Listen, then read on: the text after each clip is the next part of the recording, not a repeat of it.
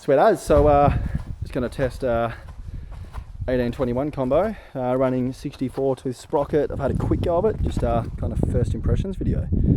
Here we go.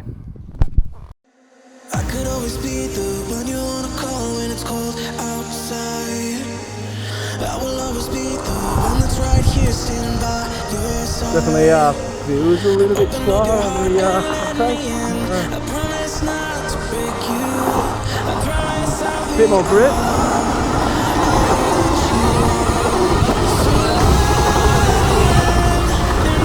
Braking's better.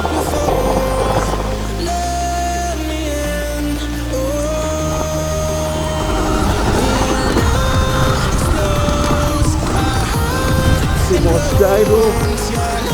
Definitely better on the braking.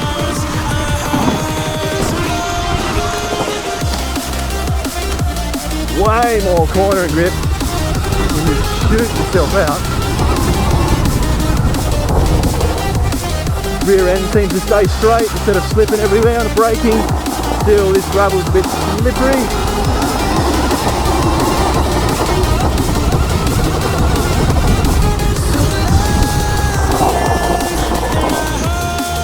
Still quick.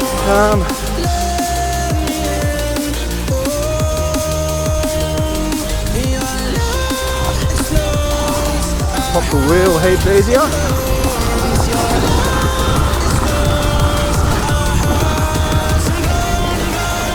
Get a bit of up jump now.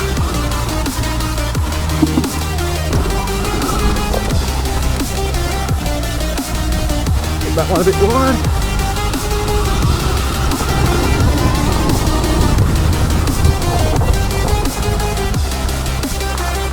Grip is good, stability's a lot better than the 19s.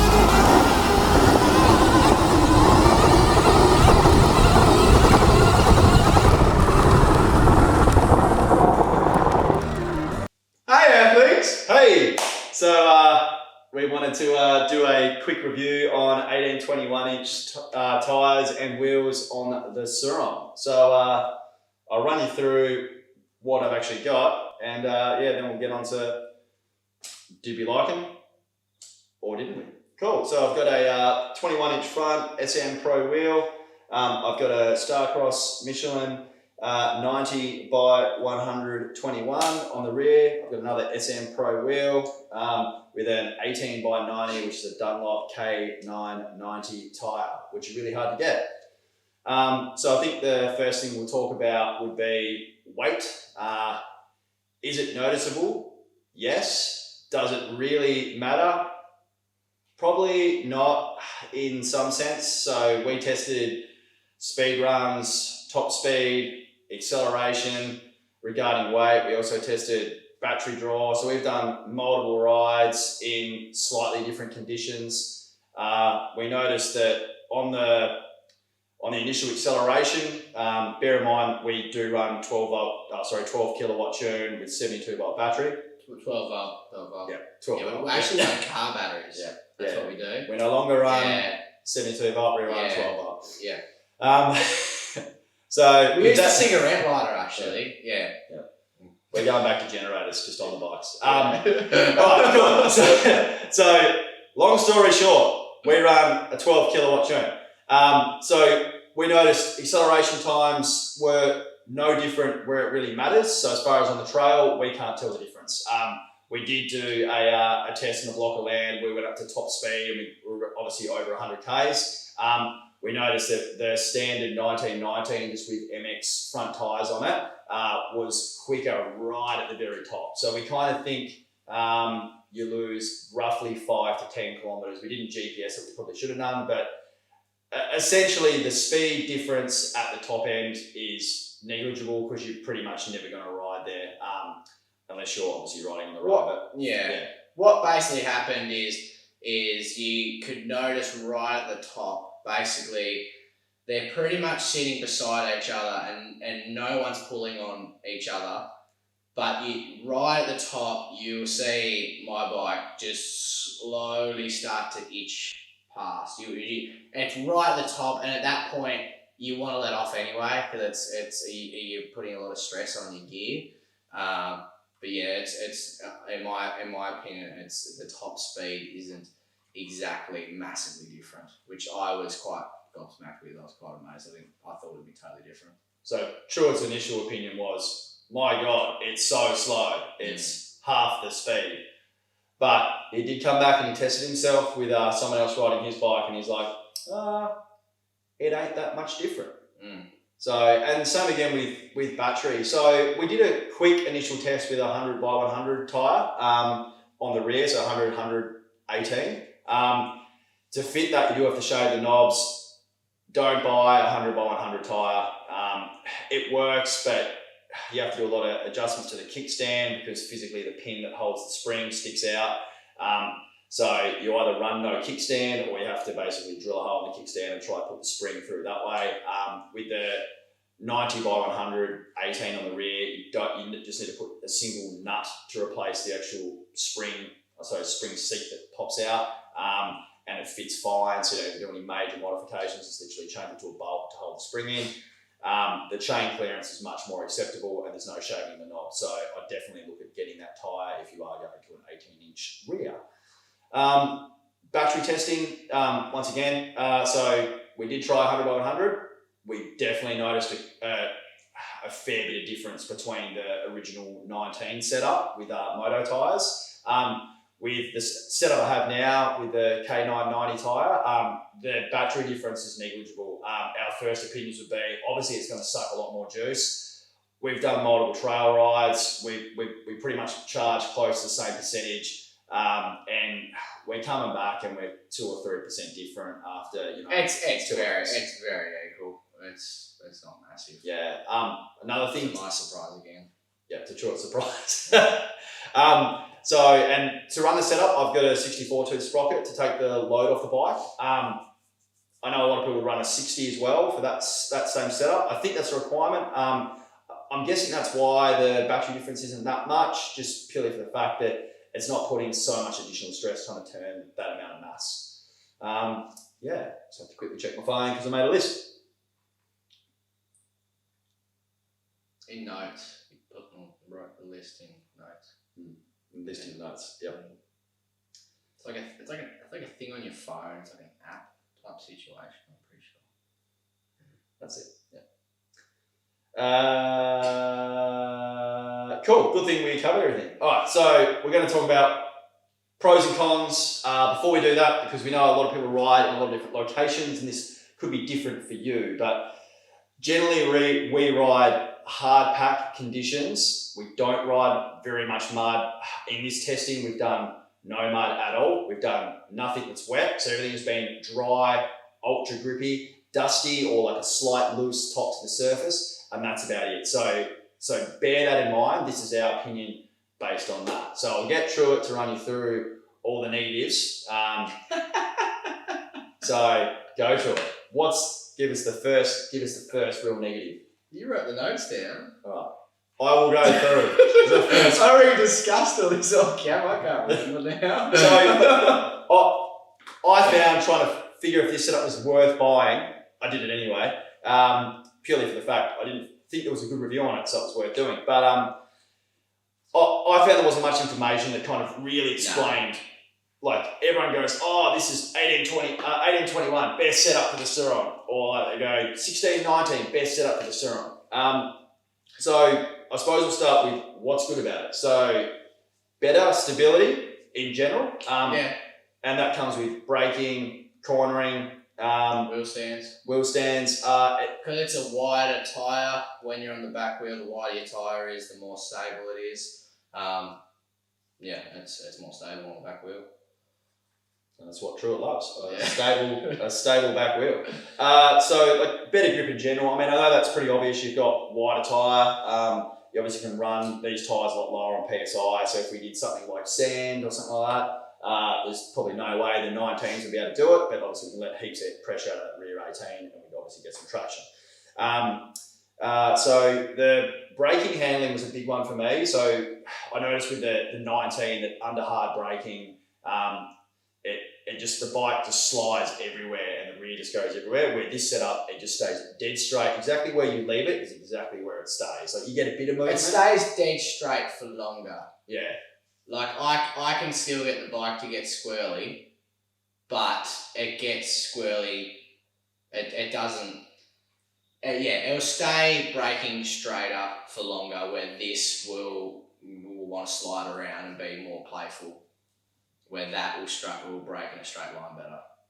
I suppose the one too is like comfort improved.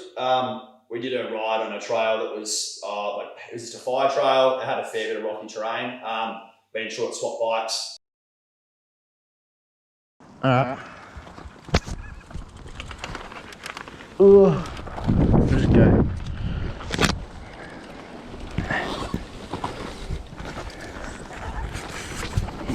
Wow, this thing feels like a grandpa. Wow! The f***? Hey? This thing feels so weird. Your rear brake's going. Mine? You don't have much of a rear brake anymore. Your bleed's going again. Either that or it's just pads wearing down. Yeah, I got told apparently get, I don't even know what it looked like. Apparently, it's still enough on there. Yeah. Apparently you get 3 hours out of the MT7 pads, like the best ones. Oh. 3 hours max. Oh, they're shit. Well, surely we get more than 3 hours on what's it called?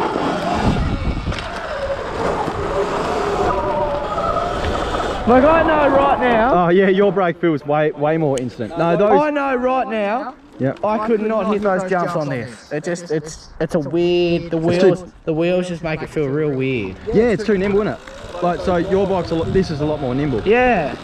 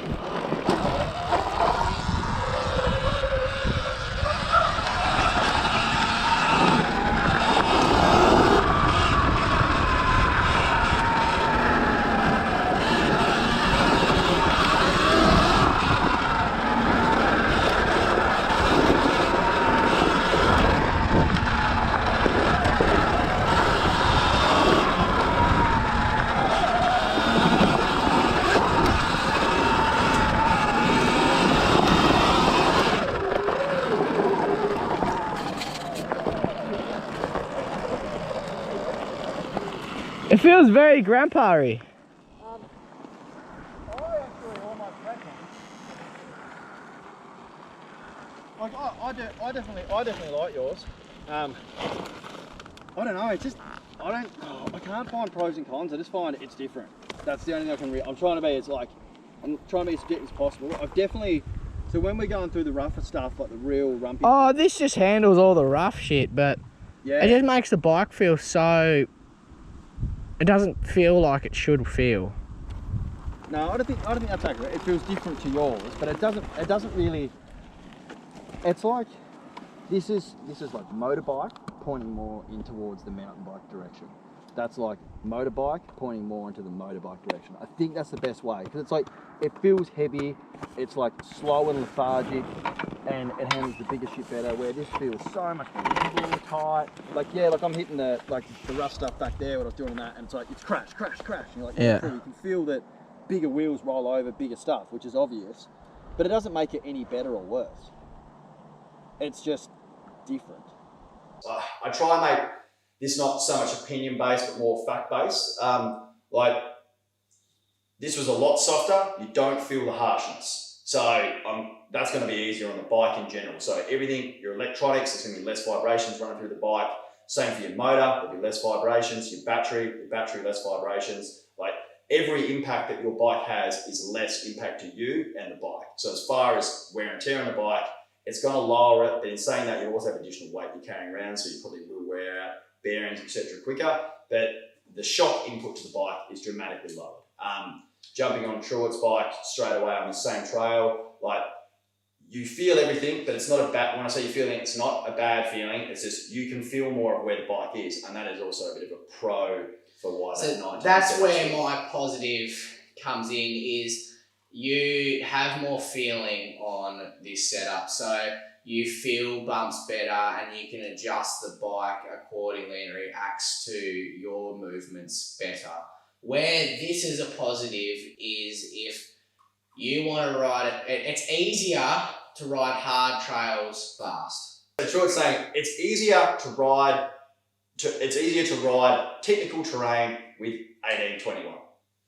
So it is harder with 1919, but what that gives you is, it takes more skill to ride this bike on a hard trail, right? You ride this bike on the same trail, right? It's going to be easier for you. You're going to be able to go faster a lot easier, right? But if you ride this bike on that same hard trail, you're going to have to try harder to go, to keep the same pace. But what that makes for, in my opinion, is a bike that's more responsive. It reacts to what you tell it better. So, and you can feel, you've got more feeling through the bike. It's funner to have the bike actually giving you feedback, and you got to try harder, and it makes for riding the bike a funner experience, in my opinion, because when the bike reacts to a bump, you have to react. Where this will just glide over it, it just feels like you're going fast, but it's just going over shit. Like it just does it. Where this you got to try harder, right? But that to me is funner. When you're on a trail and it gets your adrenaline going more, right? Where this you can nearly fall asleep sometimes. Yeah, it's that's so extreme. It's not true at all. It is, man. If you close your eyes and fall asleep. I'm not saying, but you know what I'm saying.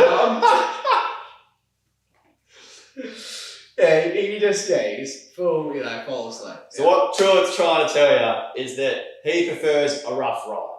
He prefers input. Truett prefers a rough ride. So Truett really prefers a rough ride. He prefers having the steering input, etc. He prefers that feeling that he gets from 1919. He prefers the roughness. Now, someone might not prefer that as well. So once again, we want to bring this back to this is opinions. And I suppose at the end of the day, what the facts are, this will handle bigger stuff easier. You will ride longer because it's easier on you, it's easier on the bike. And takes less skill to ride a hard trail. Yeah, that's it. Yeah, so you're going to get more grip, etc. This will be a better setup if you ride rough terrain or muddy terrain every day of the week.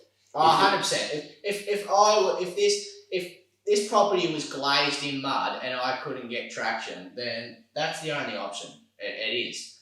That's a better setup because it's got more grip. Like with this, I'll be spinning everywhere, and you do when it gets into the wet seasons, it gets quite slippery and not as fun, in my opinion. But that's where this will probably see this setup excel at. It just depends on what you ride. I suppose jumps another thing we'll look at too. This 100% jumps better. I'll say that hands down. No, hands down, this jumps better. This feels really floaty. It doesn't feel as light in the air. So where this feels like a mountain bike in the air. You can throw it around, a mountain bike or a pit bike. You can really throw it around. What you tell it to do, it does. Where this jumps and it's more of a point and shoot. It jumps, stays in a straight line, and it's very boring. It's not that fun flickiness that you want in a jump for me. But a lot of people might like that. They might like the bike just to hit a jump and just stay straight and land perfect every time. That might be really good for them. But if you're riding into jumps, that's the way to go. Like if you're right into doing a few whips, a few tables, that sort of stuff, that's better. It rides like a mountain bike. At the end of the day, this bike rides like a weird dirt bike, that rides more like a mountain bike with a lot of power. That's my opinion on it. I'll put 2 cents in. So I've only ever done one jump consistently time and time and again with this setup and the 19s that I can test it off. So actual fact, it lands smoother, it takes off the jump the same. I notice no difference. I notice my landing's a lot more planted and it's a lot more controllable on landing. It's in the air, and I've probably tested that 100 times. I feel stable in the air, no difference to 1919. And that's repeated testing, probably 100 jumps on this, probably 200 on 19. All I can say is the landing's better, the takeoff, I don't notice much different. That's probably the same. That's just what I've noticed with it. So take that with a grain of salt. Obviously, Troy's got a completely different opinion, but I'm trying to make this based on actual things that I've noticed and factual things that I can replicate. So, like, I can replicate the same thing. We sort of butt heads when it comes to this, if you haven't noticed. But it's okay to have a different opinion. I don't actually think that this is perfect. I also don't think that this is perfect. I don't know where the perfect is tyre-wise for these Sur Rons. Is this better than 1919? I don't think so. Is 1919 better than 1821? I also don't think so. I think, like, the Sur Ron, the worst part about it is it lacks traction when you need it. When you don't need it, it's perfect. And our riding conditions, we ride some pretty perfect conditions, so true, it doesn't need it. My thing is that the driveway that we have on my property is really slippery, and it's a real pain just getting around it all the time. It was good to see what more traction could do. We're going to do some harder trails through this winter, and we'll see how 1919 stacks up in some muddier conditions, and some harder trails that obviously have bigger ruts, bigger bumps, etc. And that's where this probably will shine. But do we think you need to buy it? No. 100% not. Do we think the 1919 is still adequate? 100%. So for all those people who are looking at upgrading their wheels and tyres and they think they're missing out on something major, I think as long as you have good quality motocross tyres on your standard 1919 and you have a rim lock fitted on the rear and the front, I don't think you can go wrong. If you've got cash to spare and you want to try this setup, I would say keep your 19s. I have mine on the shelf over there. And I do think I'll swap back depending on what we're going to do. Like, it doesn't faze me to spend half an hour taking the wheels off and putting other wheels on. Another thing to note too with this 21 before we finish up is that if you do have Magura MT7 brakes, you will need to run a 220mm front rotor with an adapter to run those brakes. So the brakes were physically hitting on the, I don't know what they're called now, sure. What's the long spokes? The long things, the spokes, the long dogs, yeah. So keeps your wheels together. Yeah, so the Magura MT7 will physically hit on the spokes on the SM Pro wheel. MT5 doesn't, but MT7 must be slightly different on the caliper. I made sure that caliper was central too. Even with the adapter, I've only got about 3mm clearance between the brake caliper itself and the long things that I've forgotten the name again for. Long dog. Spokes. Cool. They're the ones, mate. Another thing I'll say is the wheels. The wheels make the bike. The wheels feel too big for the frame. So you can take that with a grain of salt, but it totally feels too big for the frame.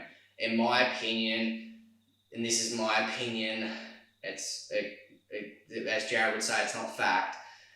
These bikes are meant to be. These bikes are more pointed towards a weird hybrid mountain bike with a lot of power rather than a traditional dirt bike. You do this to try and make it into that full-size dirt bike, but it's just not. They just feel too big. It just feels like you're riding over two massive circles. Like, you just feel like you're sitting on top of two massive circles, and that's where you feel less attached to the bike. I'm about to laugh because that's the most true thing you've ever said. You are riding on two circles. 2 circles.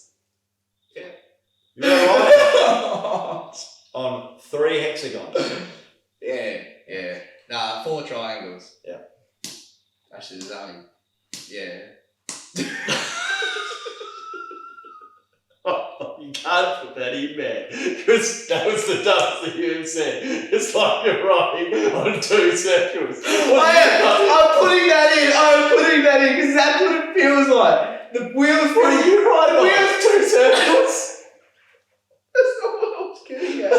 That's what some guy's going to watch that and go, what's Chort riding on if he's not riding on the What's this magic sauce? No, you're doing really so well. Must be riding on triangles.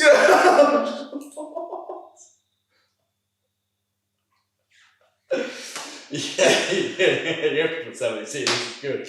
Oh, Will, it's all staying in. Okay, cool.